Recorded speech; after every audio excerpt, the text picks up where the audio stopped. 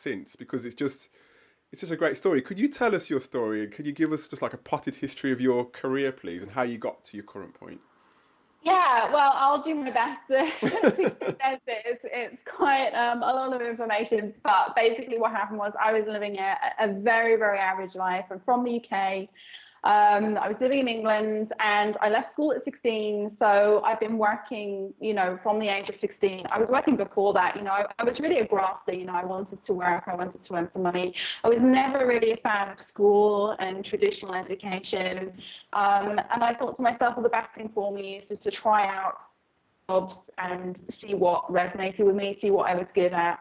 So I literally went through job after job after job. I mean, from the age of 16 to the age of probably about 18, 19. I was, waitressing, bar work, office work. I had a job in a hospital. I was cleaning. I was even one of my favorite jobs actually was cleaning surgical instruments in a hospital because Wow. that was really difficult. Yeah, it felt like being in a real life episode of ER. So it was just like job after job after job. And then I got into a job which was in an office in banking, and it was to do around mortgages and things like that.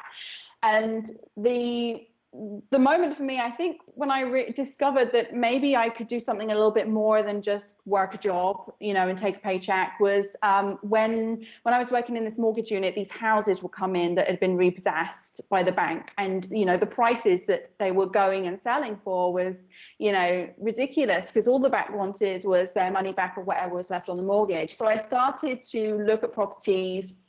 And then I continued with my banking role. I moved around the country. So I basically stayed in banking for probably about 4 years or something. And then I bought about 5 properties in total, did them up. But then I got to 23 and I had this sort of moment when I realized I was not happy.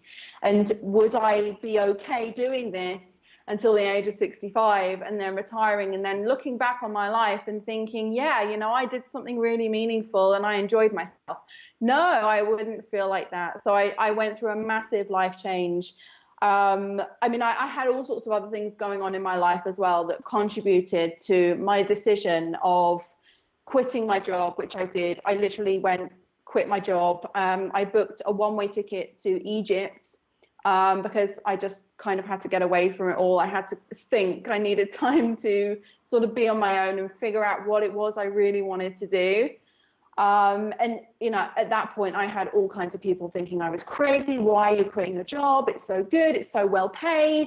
You get great bonuses. This is like, I don't want to do this anymore. And I sold the house I was living in at the time. Paid off a huge mortgage, which felt great to me, to get rid of that. And I just left. I just left the country.